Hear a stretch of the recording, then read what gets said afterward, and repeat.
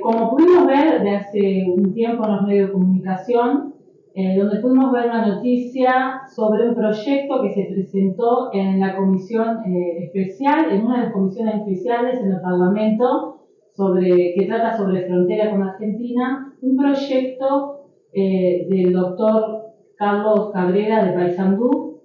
el cual propone un registro y un control de las personas que cruzan al vecino país, inclusive limitando a 1000 personas diarias, por lo cual esta tarde vamos a conversar con el doctor Gabriel Cartagena, quien desde hace un tiempo viene tratando todo lo que son las políticas de frontera.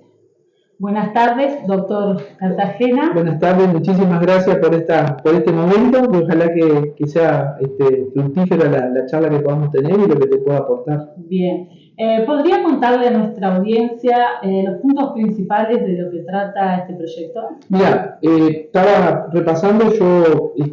a Carlos Cabrera lo conozco porque casualmente es de Paysandú y hemos estado en contacto con él, entonces estuve leyendo lo que fue la intervención de él en el Parlamento. Y básicamente él lo que dice que es un proyecto o la normativa que él busca es a los efectos de que se pueda regular la situación de tráfico fronterizo que tenemos, sobre todo Paysandú Colón, Salto Concordia y Fray Bentos Gualeguaychú. Evidentemente que como proyecto de ley ingresa con otro proyecto de ley que es sobre el tema de política de frontera. Y en el caso de él, particularmente en grandes rasgos, él lo que propone es hacer una especie de listado voluntario. Esto quiere decir que no todos estaríamos obligados a pertenecer a ese listado, pero quien se incorpore a ese listado tiene la facilidad de el tráfico fronterizo y la mercadería que traiga estar registrado según la situación socioeconómica a los efectos del trasiego de mercadería, ya sea de tráfico fronterizo.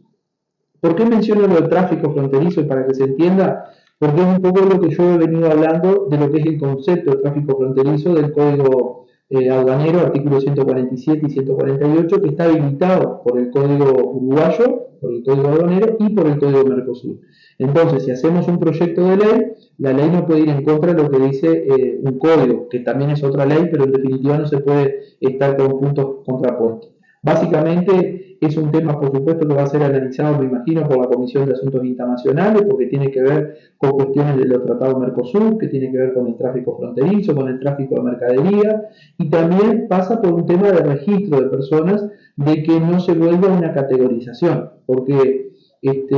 para mí hay que tener mucho cuidado con eso, ¿no? Con la categorización de ciudadanos, en el sentido que él propone que a través del MIDES, a través del BPS y a través del GI, poder tener una especie de clasificación socioeconómica e inclusive particularmente manifiesta de que los autos de determinada, los autos viejos, como le llama él, o sea, autos de muchos años, pasen sin control. Lo cual realmente es una cuestión más que delicada, porque si sabemos, y quienes vivimos en frontera, que los autos muchas veces más viejos o con dificultades en papeles son los que se utilizan para un delito que es muy habitual en esta zona, que se llama contrabando. Entonces yo creo que por ahí viene un tema a analizar con mucho cuidado, como todo proyecto de ley me imagino que va a tener su andamiento a nivel parlamentario, pero también si uno piensa, hay proyectos desde el año 2020 presentados por Manini Ríos, por el senador Germán Coutinho y por el senador Botana, sobre la microimportación, sobre el trasiego de personas para el tránsito con un carnet vecinal, y el Parlamento nuestro no se ha puesto de acuerdo en todo eso, lo veo mucho más difícil que se puedan poner de acuerdo en una cuestión que hace a casi un requisito de listado, a los efectos que, más allá, reitero, lo expresa claramente que esto es voluntario. Esto no quiere decir que el que no está anotado en esa lista no va a poder ir a Concordia o no va a poder ir a Colón. Uno lo va a poder seguir haciendo, como lo hacemos habitualmente ahora, Nada más que si tuviésemos en esa lista, se supone que tendríamos algunos beneficios, porque como son 1000 personas, son personas que pueden pasar en forma rápida porque no van a pasar todos los días, se va a pasar determinado tiempo en el mes, entonces ya como que va a generar un ordenamiento de las personas que cruzan. Eso es un poco el control.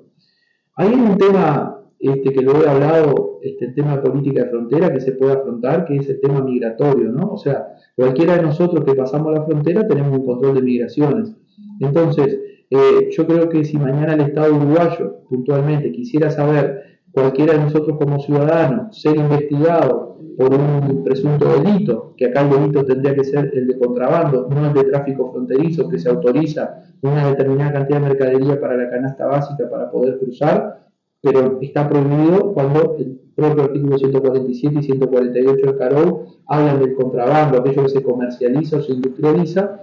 Yo creo que ahí vienen las cuestiones que tenemos que tener en cuenta. Cómo ver ese listado que Carlos Cabrera propone, cómo lo llevaríamos a la realidad y a la práctica para no discriminar, para no tener una lista de ciudadanos de primer nivel y de segundo nivel o de tercer nivel, o que se le pueda llamar socioeconómico, que pueden pasar el puente y pueden traer determinada mercadería y otras personas que no. Digo, son cuestiones a tener en cuenta, ¿no? Usted no lo ve muy viable en la actualidad que se vive. Yo lo que digo es que no digo que no sea viable, de hecho en unos días vamos a tener una charla con Carlos sobre este tema para discutir temas del proyecto, porque estuvimos relacionados con este tema, estuvimos hablando, yo no participé de ese proyecto, pero sí me parece que en este momento, por el control que tendría que hacerse y por la forma que él lo está expresando, me parece que inclusive podría llegar a violar alguna norma constitucional de lo que es las diferencias entre ciudadanos que podemos hacer el Estado uruguayo. Podría ser, no nos pueden clasificar por socioeconómico, digamos, porque yo tengo un ingreso mayor, y me viene a la mente el estudio que hace la Universidad Católica, el Observatorio Económico de la UCU tiene todo muy estudiado el tema de la frontera, y ellos tienen, por ejemplo, las personas socioeconómicas por ingresos profesionales. En mi caso, como lo sé, que yo he compartido el estudio y es público y se puede ver en la Católica, de acuerdo a los ingresos que cada uno de nosotros tenemos. Entonces, pero es para una evaluación estadística. Distinto que yo mañana figure Gabriel Cartagena, socioeconómico profesional, con ingresos mayores a determinado monto por declaración jurada ante DGI o BPS, se autoriza que puede ir a Concordia, pero no puede traer más de 1000 pesos. En cambio, una persona que trabaja en la naranja, que gana 3000 pesos a la semana, podría ir a Concordia, puede ir en el vehículo que quiera, porque no se le registraría el vehículo si tiene más de 20 años, y podría pasar cualquier tipo de mercadería o una determinada cantidad por ser de digamos que socioeconómicamente estaría en un nivel más bajo, de ingresos, ¿no? No digo de otro tipo de cuestiones. Entonces me parece que es muy delicado, y si me preguntás, sin tener un estudio acabado de lo que es el proyecto, pero por los grandes rasgos que vengo estudiando, no me parece viable en este momento. Muy bien. Hace un tiempo el director nacional de aduanas, Jaime Borgiani, realizó unas declaraciones públicas en donde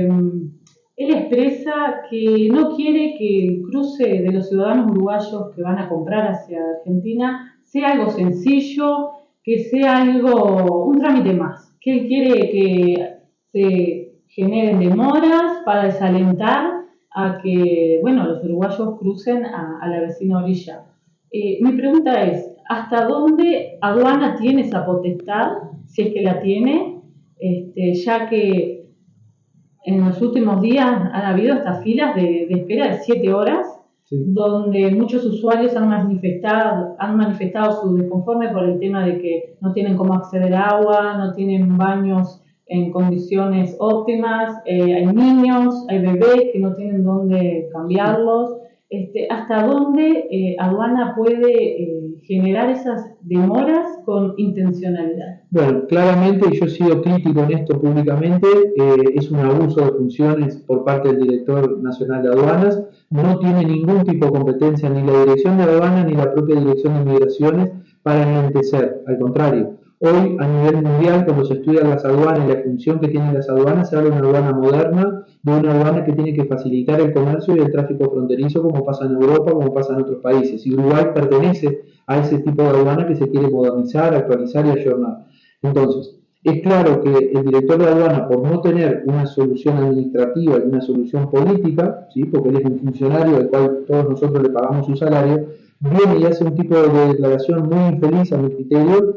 se lo he hecho saber, inclusive a través de lo que yo, digamos, hemos estado trabajando en política frontera con la Asociación de Abogados, hemos invitado al propio director de aduana y a la aduana en sí para que participe de estos encuentros de frontera en Salto y en Concordia, que hicimos el tercer encuentro. En un año se hicieron 3 encuentros sobre distintas temáticas de frontera y puntualmente el director de aduana se le invitó, se invitó a la aduana a los 3 eventos y no participaron. Y ese es un poco el resumen que te podría decir. Quedó todo muy claro.